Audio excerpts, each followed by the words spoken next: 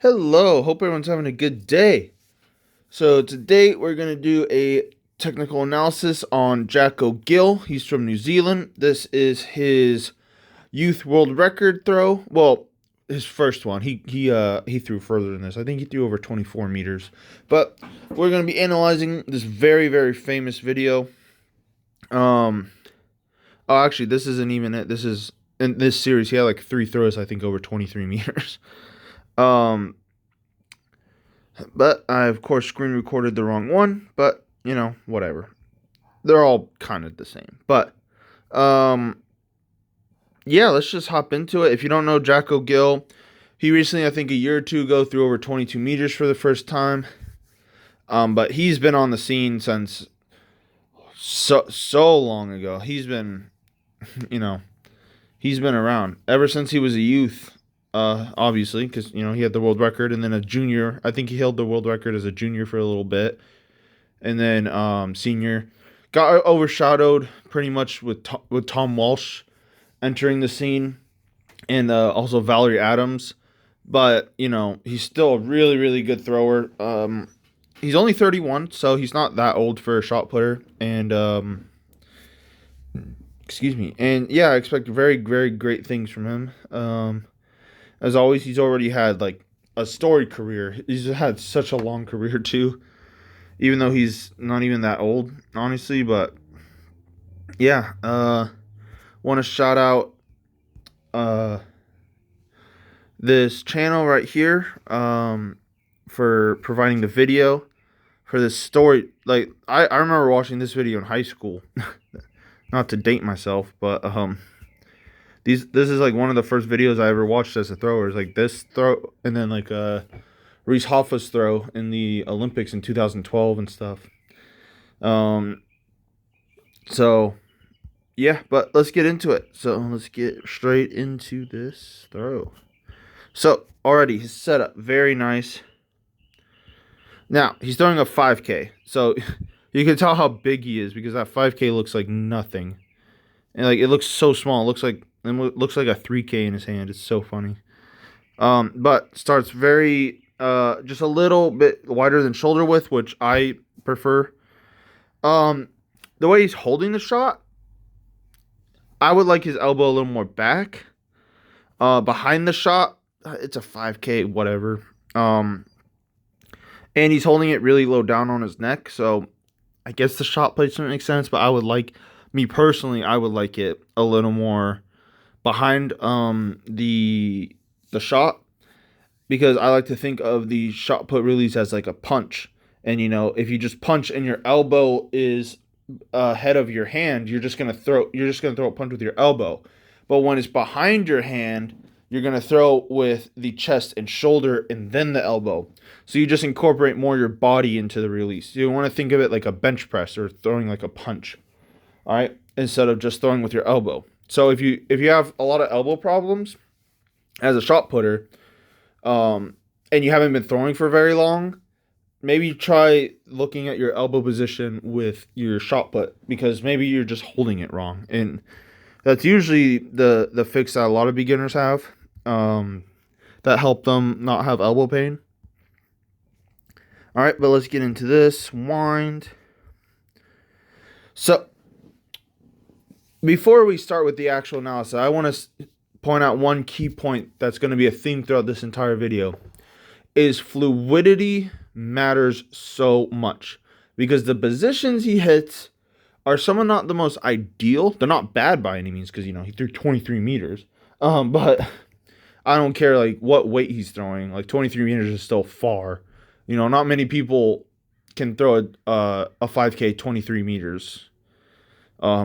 Even like elite college throwers would have a hard time doing that, to be completely honest. You have to have a lot of horsepower to do that, and that's something special. All right, and especially as a youth, throwing 23 meters is absolutely insane because you haven't been doing the sport very long. So throughout the theme of this video, throwing with fluidity and rhythm matter quite a bit. Oh, actually, let me just play this video. I just realized I haven't actually played this video, and you notice just how fluid he is. And there's a theme with New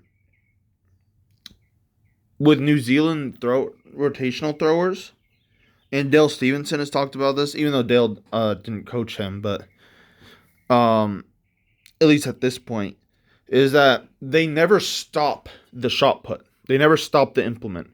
All right, and Dale Stevenson talks about this a lot, and I think this is why they have the fastest like release speeds uh, compared to the world. And it's because like Americans and stuff, they tend to like think, oh, I'm gonna catch it wrapped, but that stops the shot put. So like it's like a stop and go kind of thing. Whereas like New Zealand and other countries, but mainly New Zealand, they talk about never stopping the implement at any point. It's always in constant motion, and you're turning around the implement. All right. So, and that's going to be a big thing in his throw. You can see it in Tom Walsh's throw. Sure, they might be some unorthodox throws, but they work, obviously, and they throw far and they produce results. All right. So let's get into the actual analysis. So he's here. One thing I'm going to point out, he's already peeking with his eyes. I prefer to look at the left arm because I think that causes you to be a lot more patient out the back and get over your left a lot sooner. Or sorry, a lot better, not sooner. He's peeking a little bit with his eyes, but he's still holding the patience, so I like that. I don't like how his head's like tilting the other way because you see like his shot put's not really like in his neck that much, and that's gonna come up later when he hits his power position in the front. All right, so he gets here, doesn't really shift over his left foot that well. I like this flat upper body though right here. But you see how his hip is like way back here and his foot's here? You want that hip to be over the foot. All right. Now, sure, like I always say armpit over knee, knee over foot, but this hip is so behind him. All right, so that's gonna cause him to over rotate just a little bit in the middle. All right, right here. Now he is balanced, and he does eventually get over. It's just not in the most conventional way. He also keeps. I prefer to have the sweep leg go out and around. He kind of turns it in like a John Powell, or like how Dane Miller kind of coaches it. Me personally, I don't like that style. However, people have had success with it, like Dane Miller's throwers. And honestly, this throw kind of reminds me of a Darlin Romani a little in certain aspects, especially out the back. There's a lot of similarities. A lot of differences too, but especially lower body wise, a lot of similarities. Like this position right here, where the sweep blade goes really up and the knee is leading instead of out and around like this. So it's going to cause them to over rotate a little bit. All right. And I prefer not to lead with the knee because I think, and it's going to do exactly what I'm going to say. He's going to overshoot the middle. And basically, you don't get that whipping effect that you get if your hips are open and this let's see. Yeah, okay. This foot is like this. So the foot is dorsiflex up here and you're leading with the groin and the groin is facing the sector. All right, instead of the knee leading and then the foot. All right. That's what I prefer. People throwing far both ways, but I prefer not to coach this style. It's funny I say that, but a lot of my athletes have had this style because of limitations with mobility or hip strength or groin strength, or just not enough time to teach them how to sweep properly. All right. But one thing I do like is I think he should have stopped like here, and his sweep should already be like here, like out or out here. So it's really far behind him. All right. But he over rotates just a little bit. So now his sweep's caught up, but I don't like the over-rotating part. But what I think he does super well is he goes high to low. So he doesn't get much of a flight phase, really. Because I prefer that sweep blade to go low to high just a little bit. It depends. If you're super tall, which Jacko Gill is, then I prefer that sweep blade to do what he's doing, high to low. That way you don't travel too far across the ring. But if you're a shorter person, like a Joe Kovacs or something, I prefer that like low to high a little, so you get more of an orbit and you can sprint more, and really use your height as an advantage instead of a disadvantage if you're short. However, Ryan Krauser, he and Christian Campbell, they both have sweeps like this, kind of the same principle, because they're both like 6'5" plus, where they start high and then go down low. All right, so I really like that because it keeps them from not going too far across the ring. And this over-rotating, I don't like.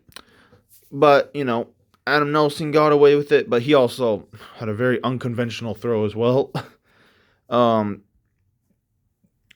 I think he could have held his chest a little longer, too, to the middle, while sweep came around as well.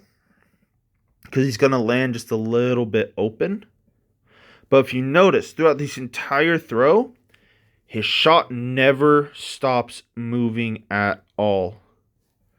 Never. Each frame, it's in a different spot. All right, and that's what you want. You're going to see like a lot of people, when you break it down, especially right here, their shot will stop a little bit. All right? They wait for the left foot to come down, and then they throw. Instead of keep turning the right foot, and the right foot makes the left foot go down because you sprinted hard out the back. And then you keep that shot in constant motion. All right. So he does a great job of that here, where he just keeps turning. Now, I think he is like a little bit late, and he lands it just a little bit open. I prefer his shoulders to be facing more towards the back and his head to be more to the back too. But he didn't hold his chest very well in the middle, at least in my opinion. I would also prefer his right foot to be facing here when he landed. But if you notice, he is still stacked. Very nice there. I think his hips are like a little far. No, I guess they're not that far behind. But if you notice, the shot put's already. Damn it. Where is it? Which frame was I at? The shot put's coming out of his neck a little bit early. And this is what I was referring to at the beginning of the video. The way he's holding it. And the fact that the elbow isn't behind the shot put. And it's because of this specific frame right here. Because the shot put's out of his neck a little bit too early. Alright, because honestly, it gets out of his neck here. It's off his neck already. So you get this frame. Now, it is supposed to be out of your neck by here, but he kind of loses connection with it just a little bit too early. Is that a nitpick?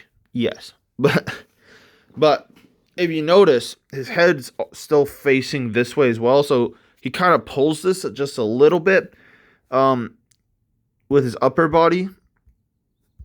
Just a little bit, but he pulls it, but then he holds it as well. So he pulls just a little bit, and then he holds a super strong block right there. That's a really, really nice block. And probably my favorite thing about this throw, besides the fluidity about it, is the fact that he gets so out on it. All right, and if you notice, he's here. Knee is out here, and he's just going to go around. All right, around and up. All right, keeps excellent ground contact here. Super nice. Look at this block. Fantastic. And he's going to hold this block for a long time. And just look at the extension he gets. So I like to use the cue of getting the armpit over the toe board. on the release to help you get out and up on it. All right. And when you think about that cue, what I tend to see from my athletes, they tend to go into the toe board and it prevents them from jumping up. All right. Now, there are some cases, as you know, any athlete where that doesn't work and you have to use a different cue. But most of the time, I feel like that cue has worked for most of my athletes. And if you notice, the mark of any good reverse, your right foot should replace where your left foot is. So let's see. The left foot's there. Where did the right foot go? Oh, okay. The camera moves. But it went to the same place. All right. Very, very nice. Very, very nice block. Oh, that's a beautiful finish. Upper body, like, just beautiful finish. Right there. And kind of like a glide kind of finish a little bit. Just a little. But yeah, no chance of fouling that at all. And that's what you want. When you have a really good throw and really good technique, the throw is designed for you to throw as far as possible and stay in the ring. That's what the throw is designed for you to do. So if you can't easily stave a throw with a reverse, there's something going wrong in your technique that you need to figure out. Chances are, most of the time, your left foot is late at the front, so it causes you to shift your weight too early and take weight off your back leg. So it causes you to have too much forward momentum. That's usually the cause of most foot fouls. The other thing is you look where the shot put is landing. So if you notice, he releases, and his sole objective now is to stay in the ring. He's not looking at the shot. All right, he's looking back. The foot is up here, which causes him to which helps him stay in too as well. And now he's perfectly balanced. Now he can look at where it is. All right. And hopefully you'll throw far enough where you can reverse, look, and it'll still be in the air. So that would be nice. But yeah, some things I don't agree with, but the reason I wanted to make this video is to prove, like, even though, like, the positions aren't the most ideal in the world, like, obviously they work for him. And they do work for some other people. This is just all my opinion. The biggest thing that stands out to him is having a finish that's out over the toe board and fluidity and never stopping the implement. All right. So those are the main takeaways I want you guys to take away from this video is the importance of fluidity and rhythm. The classic, you know, da da da, left, right, left, left, right, left. All right. That's what you want. All right. And if you have that, you're going to go far. All right. Because you can be super technically sound. You can do all that. If you have no rhythm, no timing, no fluidity, you're not going to throw far, you know? Like, you know, it's just the same. So if you have trouble being super robotic and stuff, that's a couple things. So that could be you're either overthinking the throw, and sometimes you just need to have a day throughout the week that you just like have a what I call a slam session. You just throw. You just like don't worry about technique. You just throw. All right, you just go off feeling. You don't videotape anything. You don't like nitpick any cues. You maybe think of like one cue if your throws are going like terribly, but for the most part, you just have a slam session. You just go out, have fun. The sport's supposed to be fun. All right, don't worry about fouling. Don't worry about nothing. Just go based on feel. Feel your throw. Feel the implement. Feel athletic. All right. And then some other things. You might be thinking just too many cues, which goes back to overthinking. Or the sad realization that, you know, you're not that athletic. There's not really that much you can do about that. But for the most part, like, it's usually just overthinking that causes you not to be fluid. And especially in meets, you don't want to think of very many things. All right. I can bet you right now, if you asked Jacko Gill right here what he's thinking about in this throw, he's maybe thinking about a cue, or he's not thinking at all. He's just doing it because it's just muscle memory at this point. All right. He has a throw that works for him. He's repeated it thousands and thousands of times, and he can just do this in his sleep. And that's why he had a super consistent series.